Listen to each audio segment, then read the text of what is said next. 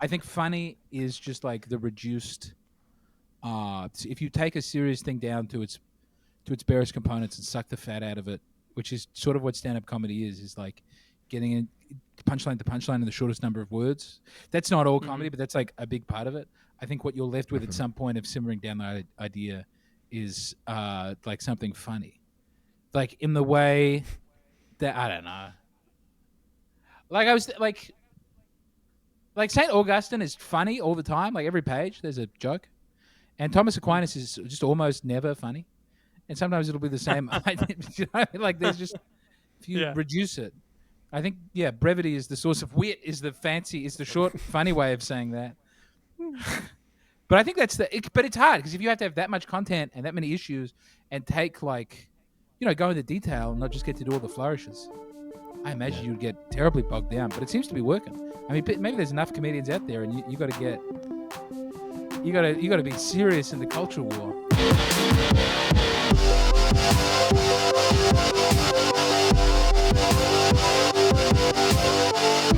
Welcome to The Crunch. We got James McCann here on the show on his huge media tour for his special Hey America Hmm. out on Matt and Shane's Secret Podcast YouTube channel. Already 250,000 views, James, on the It's special. Congratulations. Thank Welcome you. to the show. It was meant to be an hour, and then I had a massive panic and raw milk poisoning, and I cut it down to 18 minutes, and I thought I'll record it later. I'll do it again.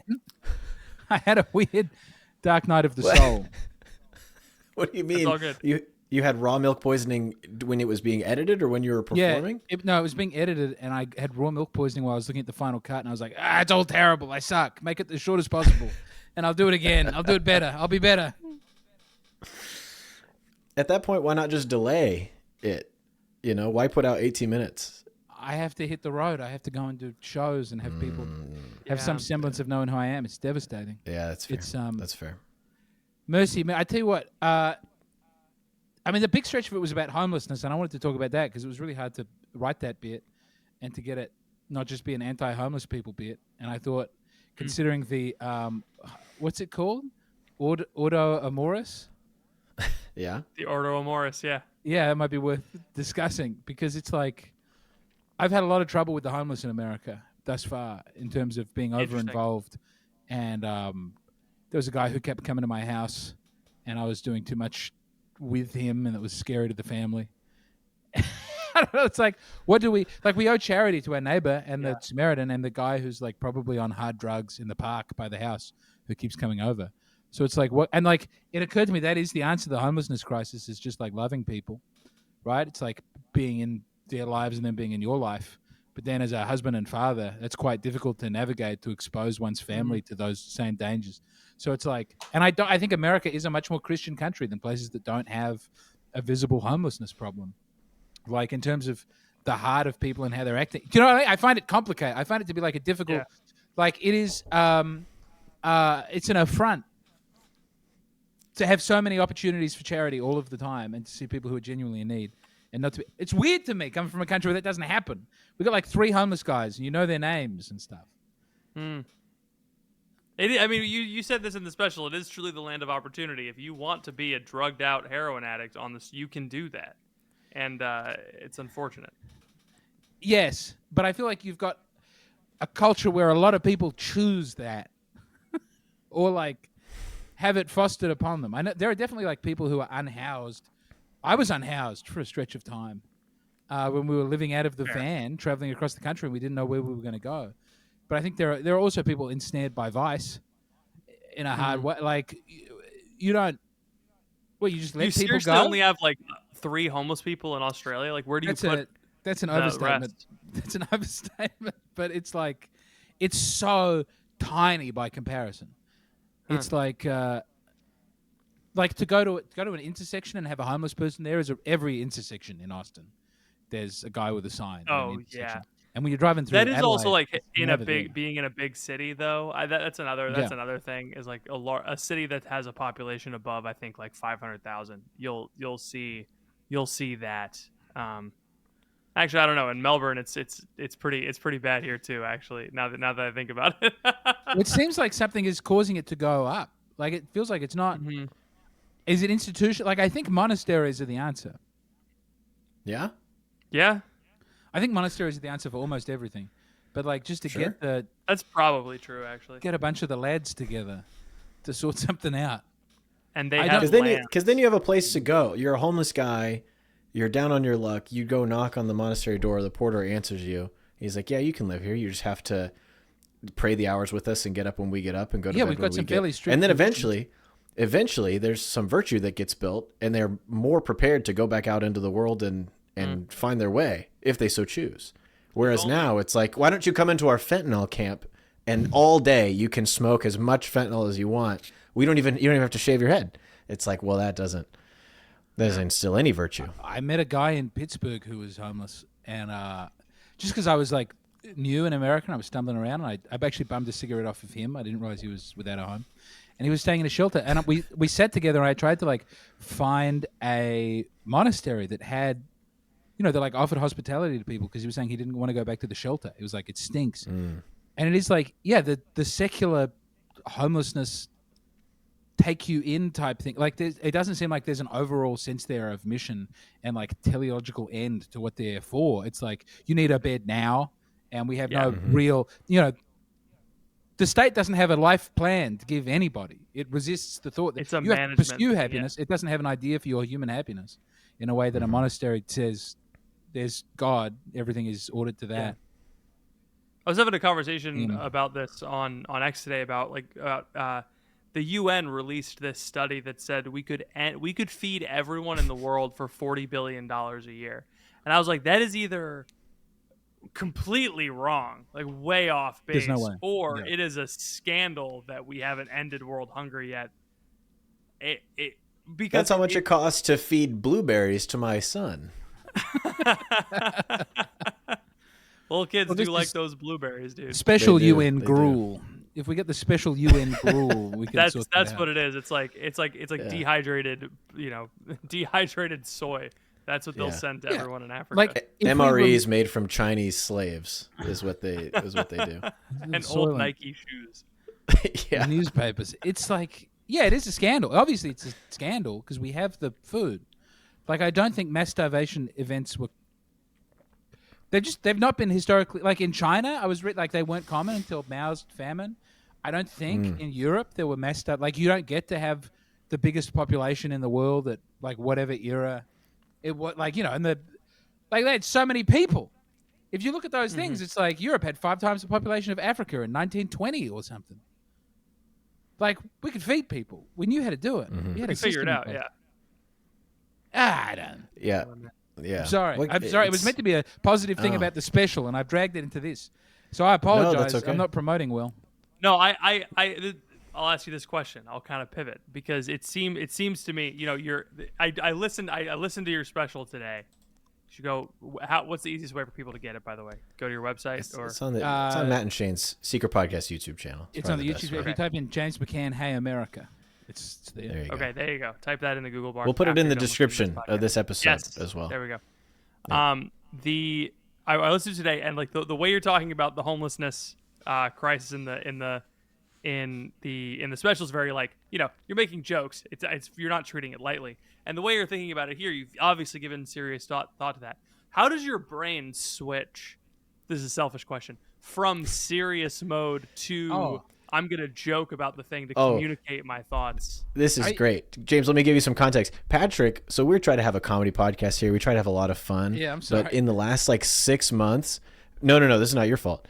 But Patrick has been you can see he's got the button down shirt. He's got 50,000 not followers on funny X now. He's completely stopped being funny because he's so engaged in the issues. And so look at any you. advice you can give him so he can pull funny Pat back out of him. Give is what yourself we really over to the need. grift. Feel yourself in the grift.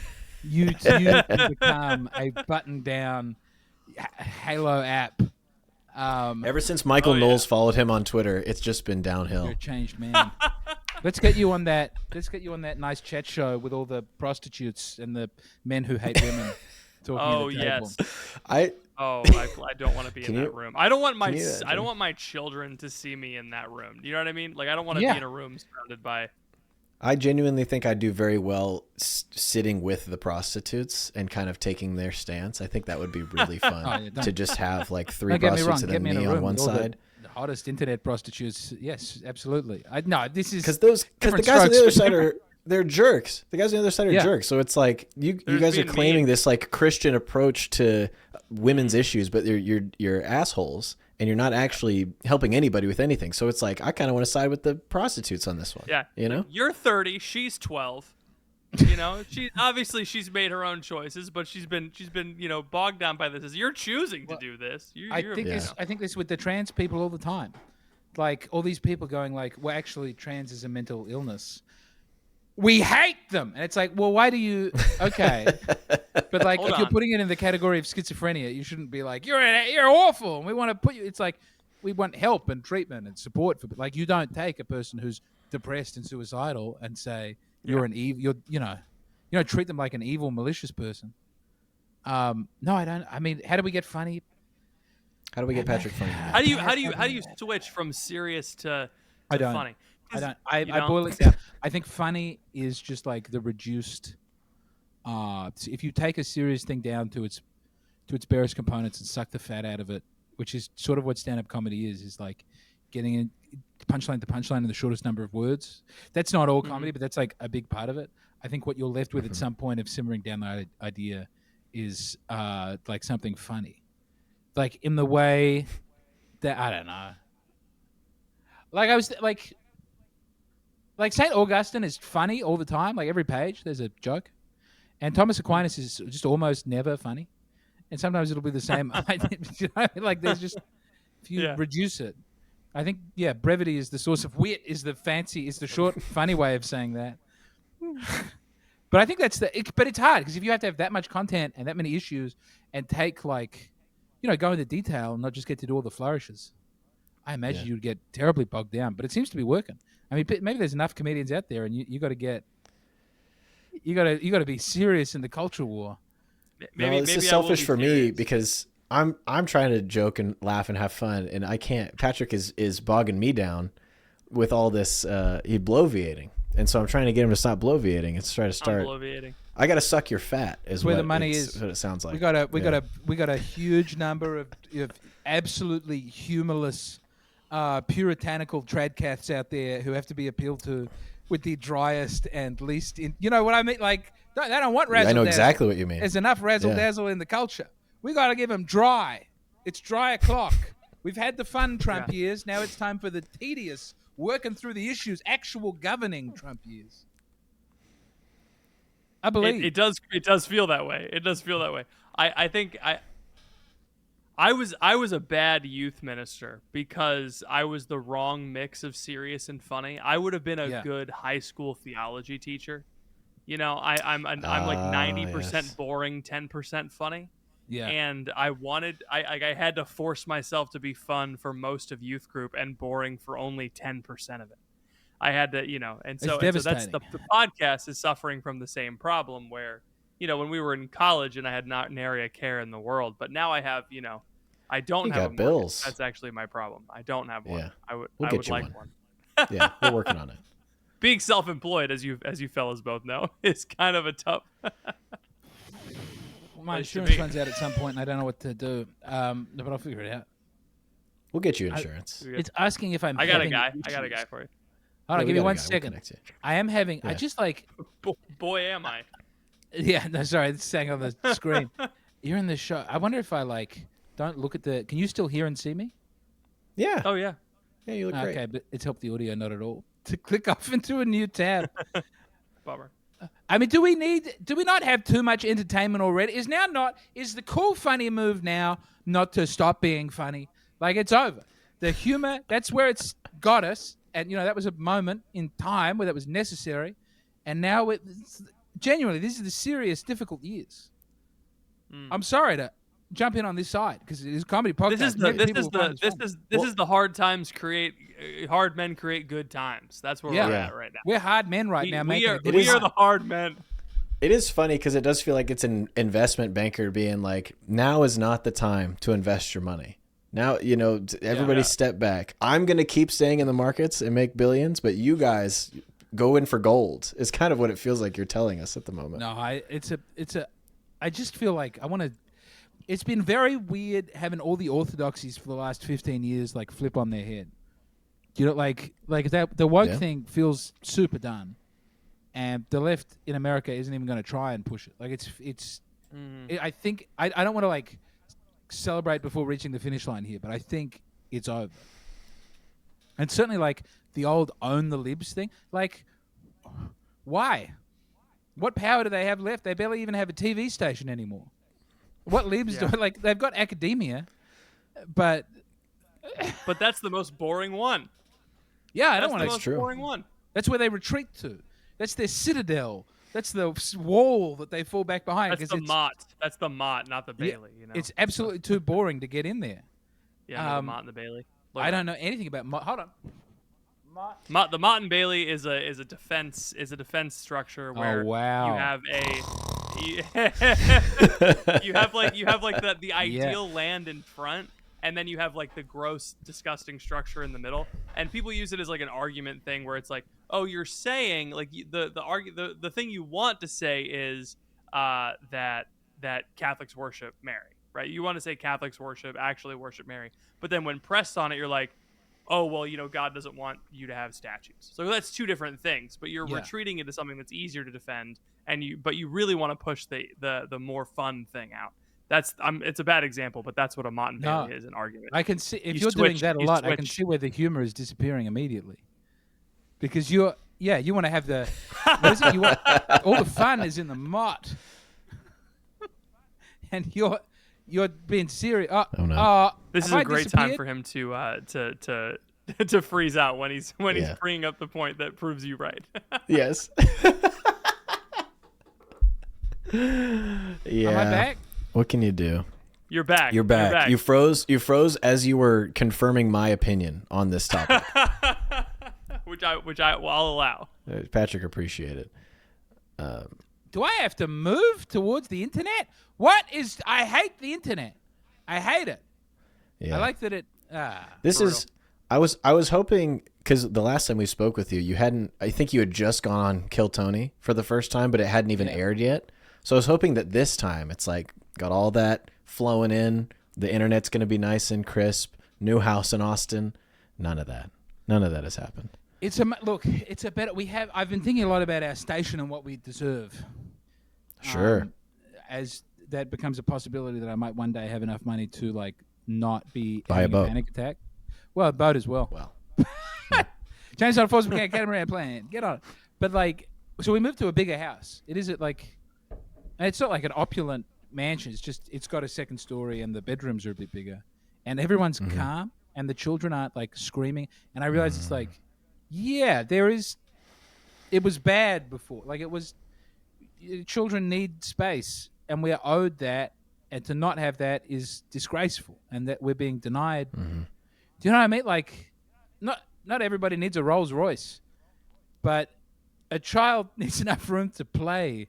Like you can see it in the mood. Like it's very obvious architecturally when people are going literally mad because they have no regulatory systems and no space. So that's been. To see that some of my problems were architectural rather than just like mental illness is wonderful.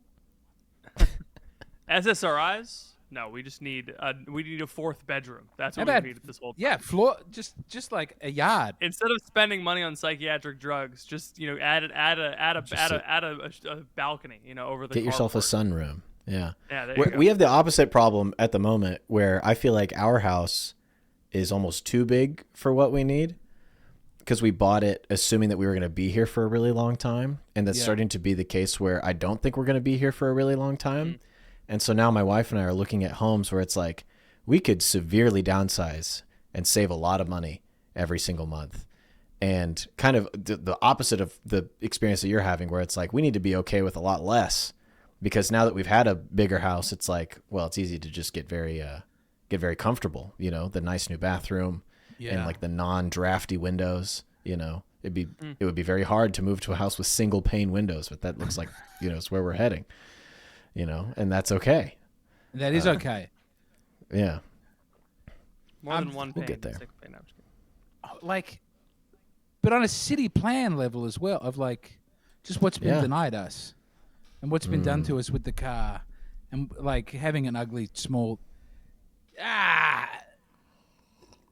It's I know. also I want a beautiful car, and I want to drive down a beautiful main street that has beautiful buildings, and I want to drive to the lake. And I want a church that's walkable from my house and a park. Oh, can I tell you a big spiritual is maybe the wrong term, but like a liturgical breakthrough that's happened to me recently? Because the nearest church to us is the Maronite one, and we were going to the Hispanic church, and they were very nice people, but it was aesthetically a difficult. It was a very groovy breeze, a lot of slap and five, and some of the music I found challenging. Again, lovely people, but we went to the English language mess, and that's the Hispanics who weren't having a ton of kids, so there weren't that like many kids there either. We're going to the Lebanese now. It's so great. The Eastern Rite is They're cool. 3 thumbs up. It's so beautiful. I get it. I love that. That's the Maronites, right? Yeah. Yeah, it's the I Maronites. went to. I gotta close this vent real quick. Hold on. I went to. He does that sometimes. Just gives a. It's gives a too full hot in this closet. I'm in a closet with no ventilation except this hot air that's blowing right on my head. I'm sweating like a hog in August. You're wearing it well. Thank you. One of the. I walked into one of those churches randomly one time, and I was like, "Oh wow, it sounds very like Muslim." And they're like, "Hey, no, they sound like us. We were first." I was like, "That's crazy. That's crazy that you're older than a world." Yeah, it's like you guys are older than a world religion. That's wild. I guess we are too, but like not in the same way. Yeah, it is. Yeah. Well, we have the oldest. It'd be funny if there was sometimes- it was an Islamic sect that had a bunch of music that sounded like Marty Haugen. At our diocesan appeal video this year, they were like your dollar goes to helping the kids and the arts in our schools, and it had a bunch of kids that were singing "Here I am to worship here," and I was like, "Can I take money back? Can I withdraw? Can I actually take that money away from you? Because I don't necessarily want our kids to be singing that in a full choir." Yeah. It's not a great song, and kids singing is difficult to deal with as it is. We have to wait until so many people die before. I know it's so bad. It's so hard, but you're right. It's like a genocide by inaction is what we really need. Just like lovingly run down the clock.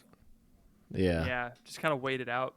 Yeah. And by the way, the passage of time euthanize. We're praying for the Holy Father at the moment. This is a slightly separate note, but I just went on I went on the Matt and Shane podcast, and we looked at pictures of where Pope Francis is at. Oh yeah, he's not looking good. It's not looking good. So pray for him. And I haven't actually look. This is not tied to Francis because may he live for a long time, longer to come. But I haven't been a Catholic for a conclave. Francis was the Pope when I became a Catholic. Yeah.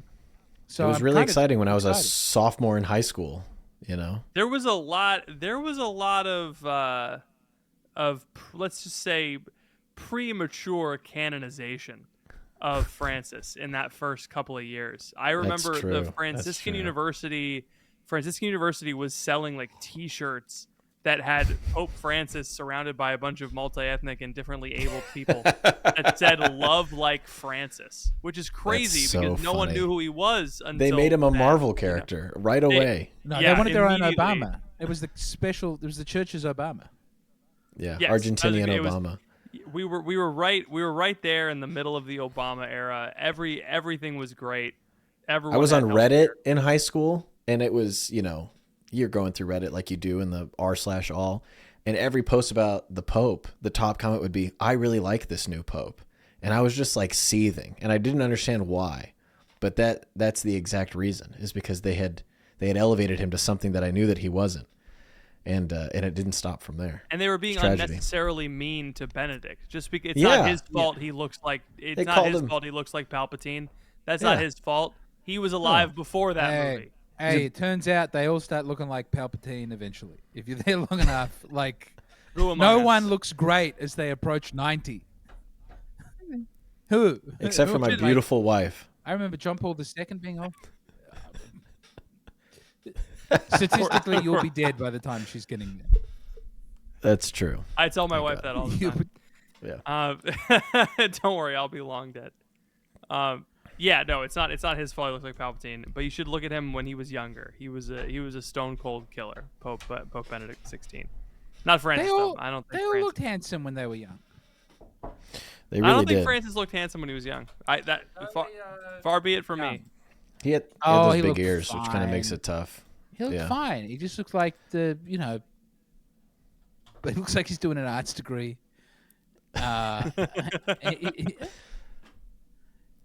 All right. Not as I mean, JP too. Obviously, best looking young guy. Hands down. I think so.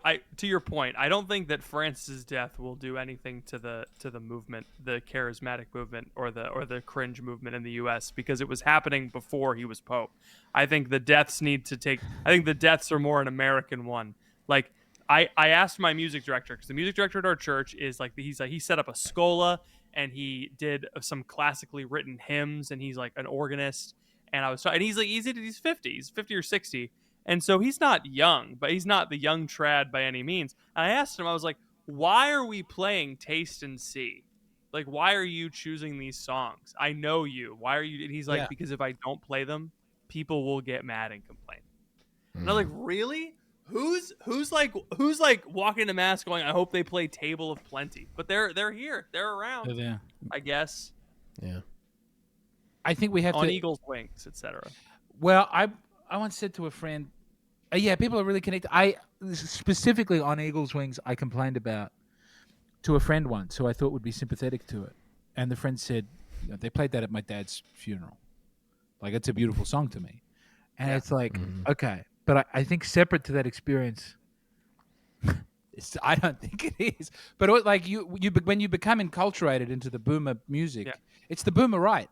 It's like I specifically brought that song up because Ethan has a connection to it. Sorry, that was an inside joke. Were you having a crack? But it's a good example. It's a good example of that phenomenon, because it's like you have this connection to this song, even though it's objectively speaking not the greatest song in the world.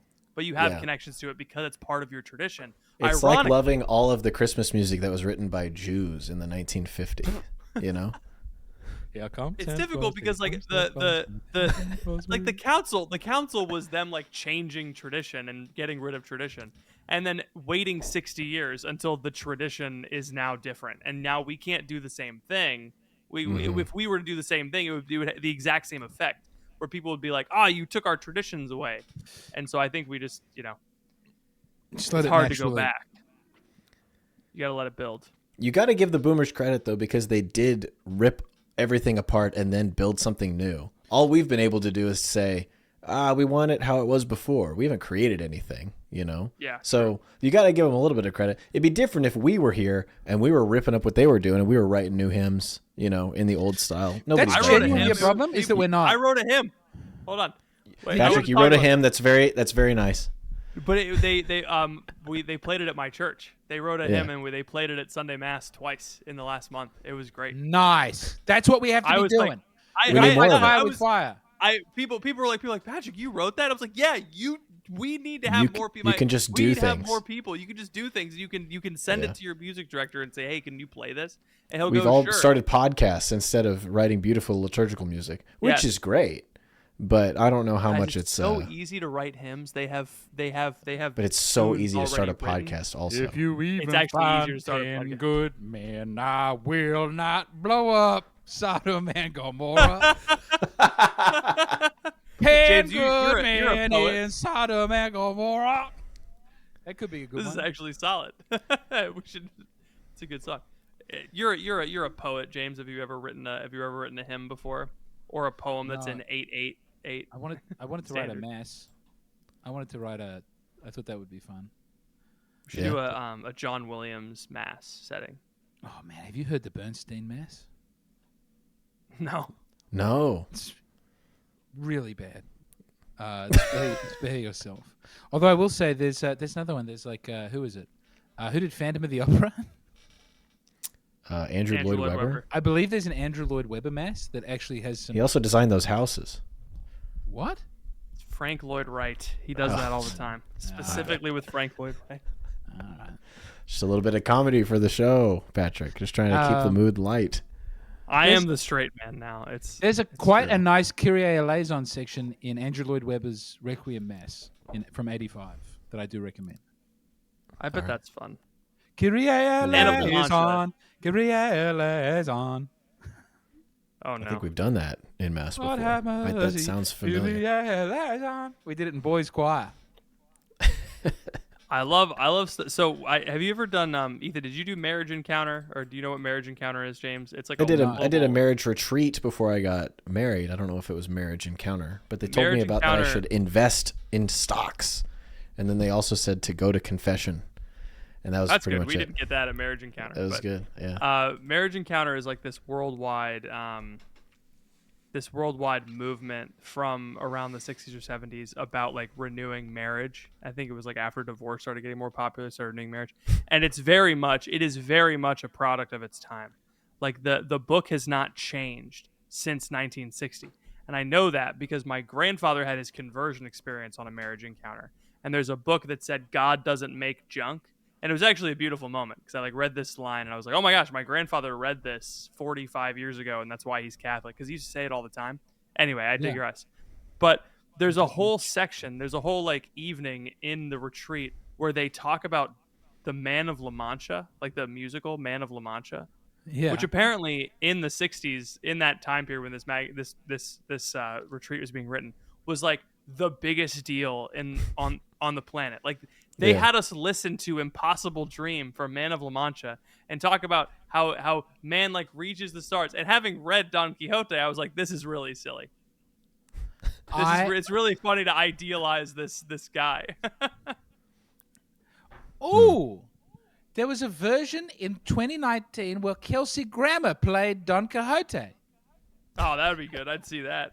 He would be such a fine Quixote. But this was like the Hamilton of the 1970s. This musical, like people loved it. They loved it.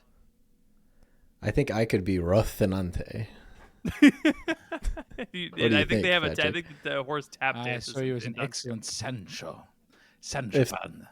I was going to recommend you for Sancho Panza, James. All right, you've got sort of a guy who looks like he's been tossed in a blanket energy. Thank you. I only know. Actually, I never read Don Quixote. I bought it and I thought, like this is important for Western literature. And then I started. No, you don't have to read it. Get the Lathrop, Tom Lathrop translation. Super serious. It retained like it's most Don Quixote translations are boring and dumb because they think they know better than the author. They're like, oh, this idiot forgot a couple of chapters, or he forgot to. He knew what he was doing. All right, he wrote this big. He's making jokes. All right, Tom Lathrop keeps the comedy in it, so you'd appreciate it. It's a pretty recent translation too. I just finished The Sun Also Rises, which I am told you all had to read in high school. Such a good book. I loved it. Hemingway. Yeah, we did a podcast about it, Patrick. Did we? Yes. Well, I told you about it. Was it like you read a chapter and you were? No, I read the whole thing. I read the whole thing. James, tell me what you thought. Chapter. James, tell us. I love it. It's about a man whose penis doesn't work, and his just penis doesn't work for the full book, and then the book's over. The sun also rises, but it never comes back. Yeah. I was shocked by how I didn't realize that Hemingway was Catholic, and that it's a very Catholic. Like, it's the Catholicism is to the side.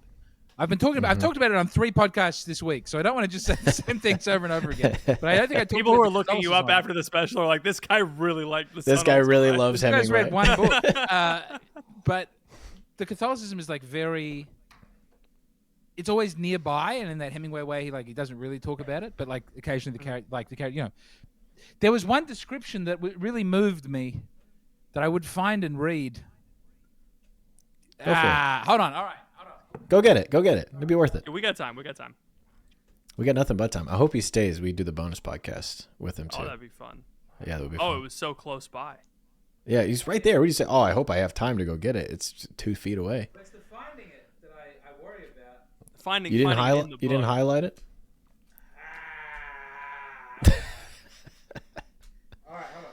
We should get James on the book cast with me. We should get James on. We're gonna start a book cast and a movie cast, James, for our patrons. James, I'm gonna pay James to do a dramatic reading of the Odyssey or something. It'll be like very loud. How weird is it that DEI movie? Nolan of a Hold on. It's like if I look on it, if I look it up on the internet, it might be faster to find than trying to look here. But he's like, it's just him in a church, feeling like a really bad Catholic, and like being like, I'll never be a good Catholic. But there we go. And he's like, man, what a good religion. It's a pity I'm such a worthless piece of dirt. It's like, talk amongst yourselves. Hold on. All right. I'm more and more invested in this piece. The Sun Also Rises is a novel rich with elements of Catholicism, which are woven into Jake Barnes's pilgrimage. These religious connections are often acknowledged, but not fully discussed in recent research. You ChatGPT'd it. No, this is a Georgia Southern University thesis. Oh gosh, page that's bleak. From spring of 2015. Oh, that is bleak. Many scholars are in agreement that Jake's pilgrimage begins with the desire for understanding and meaning. Climaxes at the bullfight. I'll tell you, I climax at the bullfight. I'll tell you what. Okay, all right. Just a little bit of crass humor, and ultimately resolves in a spiritual rebirth at San Sebastian. But none have explored the connection to St. Peter, an iconic figure who has been overlooked with regard to the pilgrimage. This is what Sheila Nielsen has to say about The Sun Also Rises. Turn that here. I think she's stretching the analogy, but oh, come on, Jimmy. Does anyone call you Jimmy? Except for yourself in moments of frustration. Just him. I'm very angry with myself. Okay. Yeah, or podcasting alone in a Volvo. Toyota now moving down. I don't know up, bro. No, in America Toyota is up from a Volvo. That's the out of the 3 Axis powers, that's number 2 in terms of cars. You ever think about that? How all of our foreigns come from the World War II bad guys? They had a lot of experience making engines for a certain period of time in the 20th century. They were very good at it. They got really good at it. If only they were better at spying, they would have won the war. Don't look up what Volkswagen was doing in 1939. I found it. You found it. I found it. All right. At the end of the street, I saw the cathedral and walked up toward it. The first time I ever saw it, I thought the facade was ugly, but I liked it now. I went inside. It was dim and dark, and the pillars went high up, and there were people praying, and it smelt of incense, and there was some wonderful big windows. I knelt and started to pray and prayed for everybody I thought of, Brett and Mike and Bill and Robert Kahn and myself, and the bullfighters, and separately for the ones I liked. And lumping all the rest, I then prayed for myself again. And while I was praying for myself, I found I was getting sleepy. So I prayed that the bullfights would be good, and that it would be a fine fiesta, and that we would get some fishing. I wondered if there was anything else I might pray for, and I thought I would like to have some money. So I prayed that I would make a lot of money, and then I started to think how I would make it. And thinking of making money reminded me of the Count, and I started wondering about where he was, and regretting I hadn't seen him since that night in Montmere, and about something funny Brett told me about him. And all the time I was kneeling with my forehead on the wood in front of me, and was thinking of myself as praying. I was a little ashamed and regretted that I was such a rotten Catholic, but I realized there was nothing I could do about it, at least for a while, and maybe never. But that, anyway, it was a grand religion, and I only wished I felt religious, and maybe I would the next time. And then I was out in the hot sun on the steps of the cathedral, and the foreigners and the thumb of my right hand was still damp, and I felt them dry in the sun. The sunlight was hot and hard, and I crossed over beside some buildings and walked back alongside the streets of the hotel. I was so moved by so many things in that, but the one I most liked... Sorry, the one I most liked is like he doesn't describe like crossing himself or the holy water, but he just mentions that by the time he's out, the forefingers and thumb of the right hand are damp. You know what I mean? Like he's done that, but the memory that he has of it is like having the holy water on his fingers and feeling them dry in the sun, which is a feeling that I've never heard described in fiction before. This, to me, when I made that tweet about Shane Gillis and Catholicism, this is a more elegant way of describing it. This idea of someone going to church to pray for their sports team to succeed or his bullfighters to win. It's like this beautiful, simple, but like there's this yearning that isn't anywhere else. Like nobody goes to a Protestant church to kneel and like beg God for various things and then leaves. It's always in a Catholic church because Yeah. there's something drawing people there, you know? And it's like, it's just so clear and so obvious that there's something real here that people want. But they they can't get all the way there, you know? That symbol specifically reminded me of something that I read about. So I read through the Dante's Purgatorio recently, and I was reading like the introduction, and he said, I'm gonna reach through the screen and I'm gonna beat you up. And then I'm gonna be in the freaking 8th circle for wrath, baby. You will. I'm in the 8th circle for sloth, so it's fine. He talks about how Dante likes to use like little parts to describe the whole. And so there's like this one line at the beginning where he's running up the hill, and it says that like the front foot was always higher than the lower one, like describing how fast he's running. That like image of the holy water being on his fingers like is like a symbolic of himself, and it's like it felt almost Dantean, the description of like it's Whoa. you know the water is like the water is the grace that God poured on him in that moment, but it's like drying out as he leaves the cathedral. That's why he's describing. That's why that moment almost like that's Yes. my read of it. Well, Maybe I'm being also, too much like, of an English teacher. No, there, but I also like No, he doesn't no. even think like so ingrained is the crossing himself. is the That crossing. he doesn't think, oh, I better go and cross. It's just like that's the thing that happens when you leave. It's just what So you that do. this character, Yeah. like even though in cerebral ways he feels distant from it, like he feels thanks at when he goes like, what a grand religion, what a beautiful win. Like he is experiencing wonder and thanks. Like even as he's approaching, I should have something to pray about. By accident, he gets the gifts around that, and by being brought into the ritual, he gets that moment of like, you know, feeling the water dry on his hand, and like, what could that mean? Was it about something? But it's like you have to do it. You have to be in it, and then it's like within that contemplative mode, the graces that are given are strange and spontaneous, and might not come in the direction that you think they're going to come from. And that you can't Perhaps if you there's no only have. difference. Sorry, say it again. Perhaps there is no difference between seriousness and humor. Perhaps all of these things are both very serious and very funny at the same time. That which is truly funny must be serious, or if it's just silly frippery and disgusting. I do believe. Seinfeldian. No, Seinfeld's very serious. Is he? What do you mean? What are you talking about? Seinfeld isn't serious. What are you, are you smoking weed? The one quote that just popped into my brain when I was driving over and thinking about being funny was him like, I don't find forks very funny, but I find spoons funny. I was like, this is just a silly thing to say. But I have That's heard funny. You say, I have heard you say things about Seinfeld about like he gets very angry about things that are he's not just a flippant comedian like, oh, you ever notice airline food? Like he has serious opinions about rental cars and how a reservation should mean that you have the car. I don't know how much of it is like his fault or like something that he's worked for, and how much is just he's blessed with this, for me at least, like an air that there's something behind what he's talking about, that he's actually there's an incredible darkness that he's confronting by looking at a chip packet. Like it feels like there's some huge weight of the world and terror and despair that he's. It's those memes of like the processing tiny knight holding the sword and the giant, and it's Jerry Seinfeld and just like things that exist. Yeah. And he's just opposed fundamentally to nonsense. You know, he just wants things to make sense at the end of the day. Like he has this desire for truth, even if it's like weird and distorted and, you know, confused. He still wants it to be true. He wants it to be cohesive. That's the fundamental thing that he's driving at. And that like there's you never really feel like he's satisfied or like at rest. There's like a very earnest agitation. I see like a real like he sees that there is a problem. Like we're in a fallen world, and we shouldn't be like, and even down to the smallest, most silly thing, everything is wrong, and he's terrified by that. Like it's the opposite to an advertisement.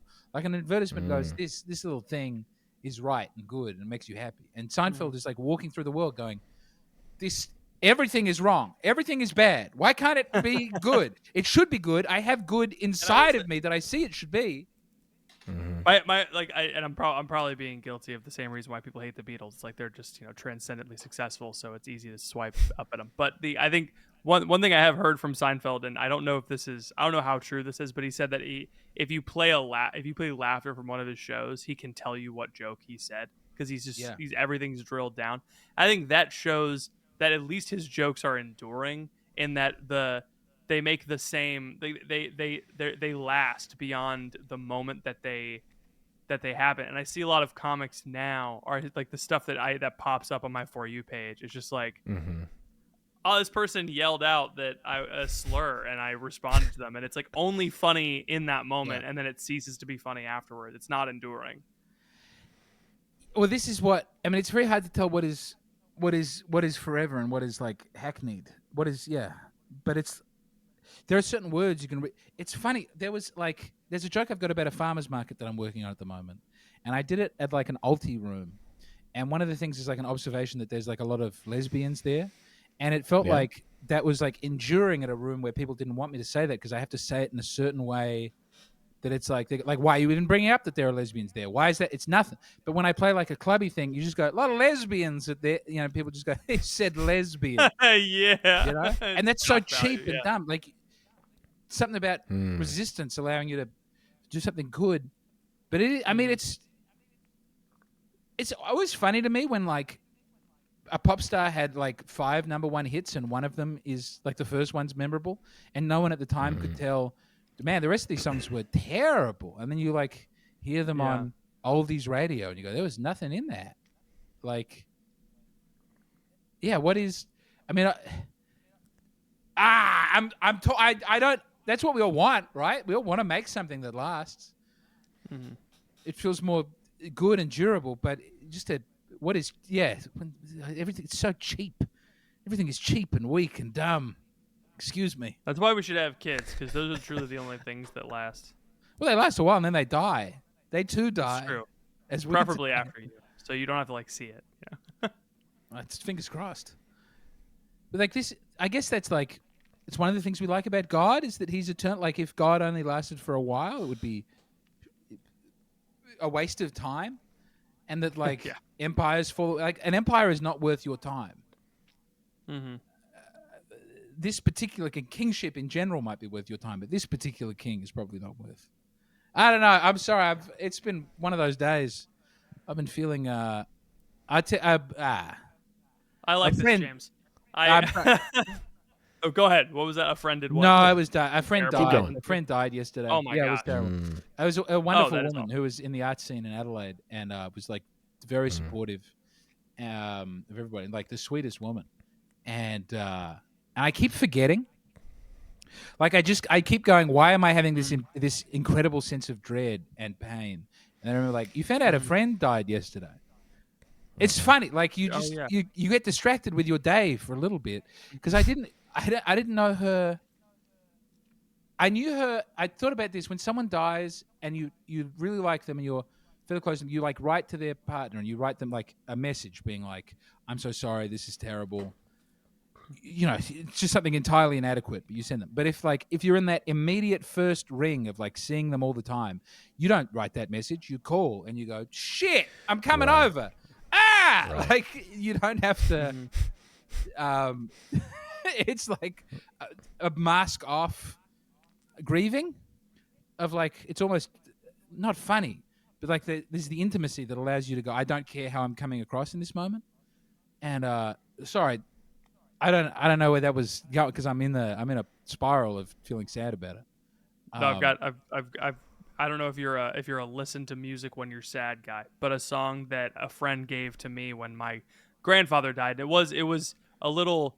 I think it was a little like in terms of expression of grief, it was a little bit lower than grandfather passing away. But Yeah. it was. It's called. Have you heard the song "Fire and Rain"? By James It's Taylor. It's a very I good haven't heard song it. that he wrote. It's a very good song that he wrote after he was in a similar situation where he found out that a friend, like an old friend, passed.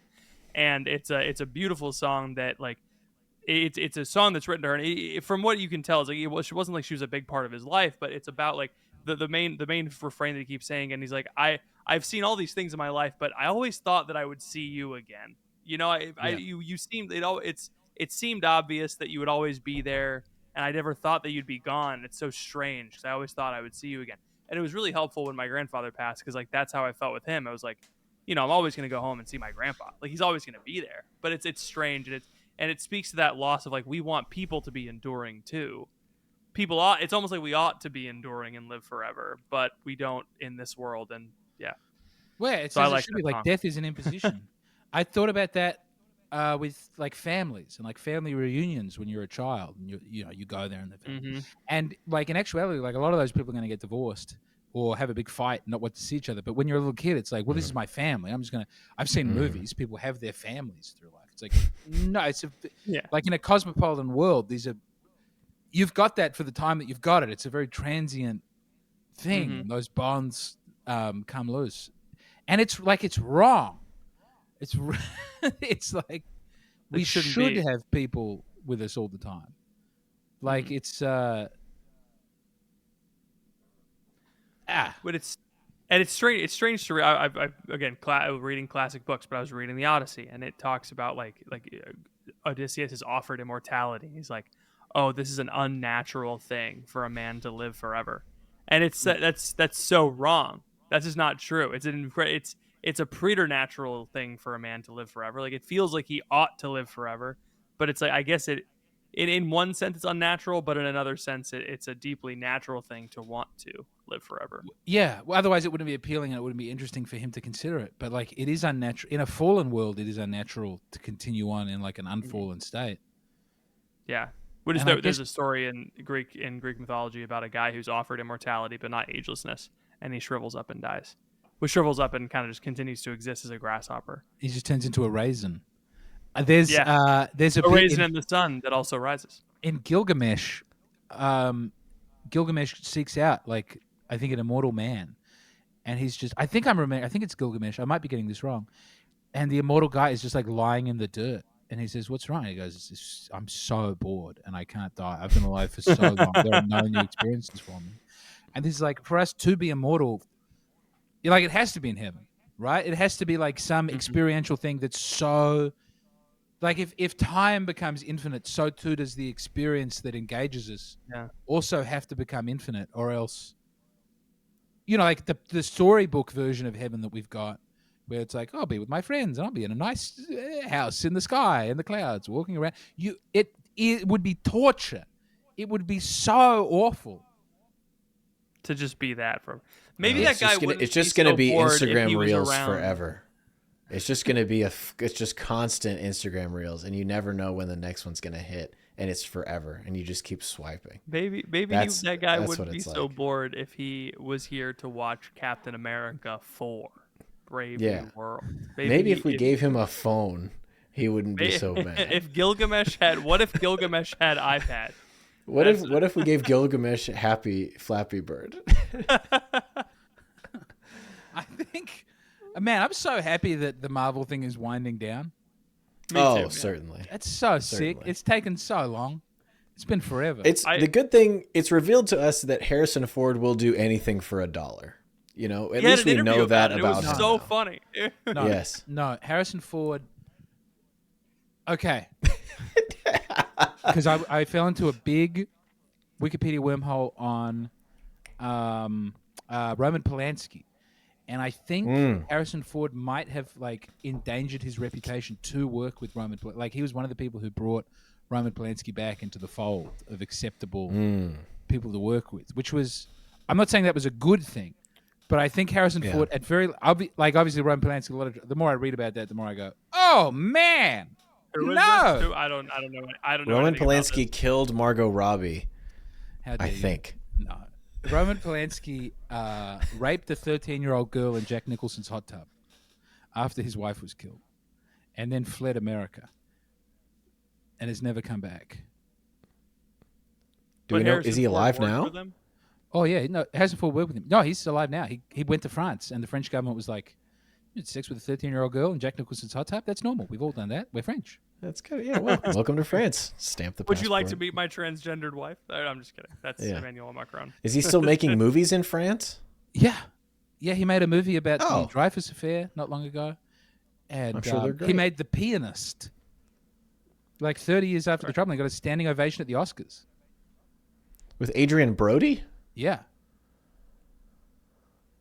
He froze. That's the drummer movie that you're thinking of? No, you're thinking of Miles Teller, dog. I don't know. Are we back? What did I say? Yeah. Yeah, we're back. Oh, Are we back? It's just weird. It's just like, oh, hold on. We're catching up. James just hit the VeggieTales lean in.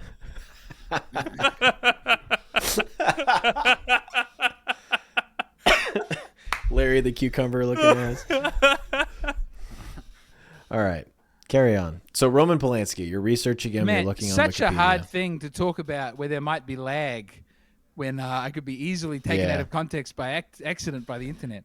But I just meant to say. No, nobody's watching. Take solace in the fact that nobody's watching this. No, it's not true. It's not true. It might change. This will be one of our best episodes on YouTube. He did say that he just did Matt and Shane, so we're probably going to get some SEO boost from this week. I'll be We sharing. might get some SEO boost, but yeah. Oh, thank you. How the tables have turned. I got. You won't believe. You won't believe the boost I got from my first Crunch appearance. It was unbelievable. You're like your life is in my hands, little boys. I would. Patrick, did you see at 18 minutes and 35 seconds at the end of James's special? No. In little text at the very bottom, he said thank you to listed all the people in the Crunch. It's like the second from the bottom. Yeah. Whoa, that's awesome. I didn't read all those through. Yeah. You also listed my name separate from the Crunch. So unless you know a different Ethan, I got thanked It's a different. twice. That's my agent. Ah, damn it! Sorry. I thought it was cool for a minute. I did that. That's so great that I've been moving house. So Yeah. I don't remember who I thanked. No, you included us. Very kind. Thank you. Well, it was one of the first times that I thought it was just heartening. It was heartening to know you were out there and you were doing what you were doing, and you've also been very, very kind to me. I think I do remember writing it. I was in desperate poverty 1 year ago. I think that's not unfair to say. And your listeners, like you put that out, that I was going through a really hard time. And someone sent me some money. It was not like an insane amount of money. It was several $100s, I believe. And it allowed my wife to buy groceries when we otherwise could not buy groceries. And I cry when I think about it. Anyway, it was really...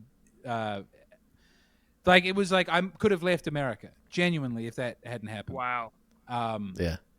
It was one of several breaking points where it's like, well, this is probably the week where it's over because I'm like, I have no job and I can't work other than as a stand-up comedian. Yeah. And I live in Steubenville and I can't do any gigs. So what are we going to do? And I remember like sweet Mark Barnes at New Polity had said, you will write for New Polity. And I sat at my computer going like, I can write an article. I used to write articles. I can write an article again. And I could not. I wrote many things that were not articles. I just couldn't do. Like I didn't have it in me. I wrote conjunctions. I wrote adverbs. No articles. I wrote like definite, indefinite. I couldn't write any. A series of like haunting. What am I doing?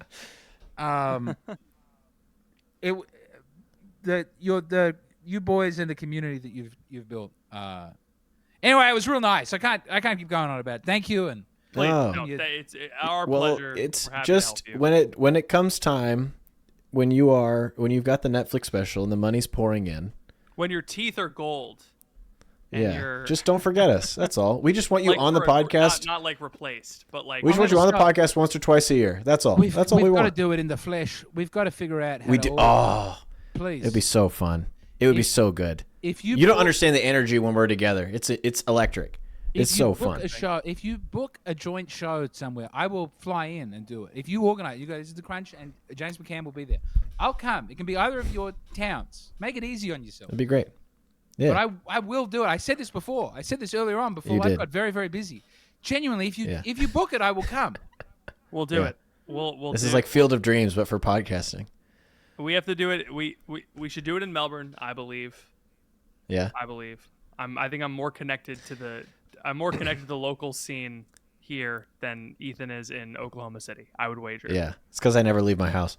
What we should do is we should get James at the Napa Institute. Get him in front of all the right-wing dark money. The Napa Institute is where all the right-wing Catholics get together, and EWTN tells them how they should support their latest project. I don't know if that's necessarily true, but That's part of it. It's not true. It's a gathering of a lot of influential Catholic donors and special interests in That wasn't a Napa slight Valley, against California. EWTN. Please don't. Get me Yeah, wrong. we don't want to do any slights. EWTN is a wonderful organization, and they should be doing a lot. They should but prop they're us not up doing, with frankly. right-wing dark money. They should absolutely. James already has the. He's already on the right. He's further ahead on the right wing dark money Please. pipeline than we are. Please. I did realize recently, like with these numbers the way they are, Yeah. one day soon I could make a call to the Daily Wire and see what happens. That day's It's probably like, today. Actually, I can't. I don't I think. can't do it. I don't know why I What do you can't do mean? it. Isn't it weird? Here. Isn't it weird to go? Can we before we can't. can we just time out real quick? Can we transition over to the bonus podcast so that we All can right. speak about your career freely? This is no longer public. Hey America on Matt and Shane's Secret Podcast. get on it? Get on it. We'll link in the description. James, you got anything else to say on the public show before we sign I off? love America. I love everybody. I love you guys. I don't know. James Donald Forbes McCann, Catamaran Plan. It still exists. It's a good show. It's The such a Autotune good episode show. was the greatest episode that you've ever the done. Autotune episode was so good. I kept, please. Do another It'll be- Autotune episode, You can't please. do it again. You can't do it again, but it I was can so good. funny. I can It incorporate was it. so I, good. Yeah. I can do things like We'll have Absolutely, segments. you should incorporate it. All right.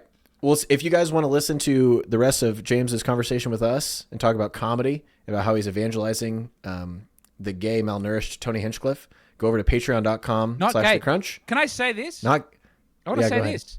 I had Yeah. a chat with Tony last night, and I told him, like, the Catholics are reaching out to me at the moment about you. And he went, why? I was like, you have, like, on a gut level, your anti-euthanasia stance, they love. They can't believe yeah. you're popping off Yeah. about euthanasia. He was like, That was amazing "It's when he went off against that crazy. doctor. They're killing people. It's like, yeah, it's just great. Thank you for having Yeah. like that response. Because so many people, Yeah. even like on the right, they have this like, oh, put a bullet in me when I'm done. You know, why suffering? Suffering is pointless. And just on a gut level, he was like, that's gross. Yeah. It's like, that's the Aboriginal Yeah. Vicar of Christ speaking through you, Tony. Tony Hinchcliffe's in the virtuous pagans level of hell. He's in limbo. Absolutely. Yeah. I consider Tony a virtuous pagan. Yeah. People go in Canada, they go to the doctor and they're like, kill me because I'm sad. And Tony goes, unbelievable. It's Badge not is a Kill believable. Tony joke. You That's gotta why watch people Kill are Tony, coming out Patrick. and You'll get saying, the I joke. don't believe it. It's I like, don't watch Kill Yeah. Tony, but I will. Well, it's unimportant. All right, we're going to go to patreon.com /thecrunch. This bonus episode, because it's James and because it's special, will be for the $5 a month patron. So if you want to sign up for $5 a month on patreon.com /thecrunch, that's where we'll be. We'll see you next time.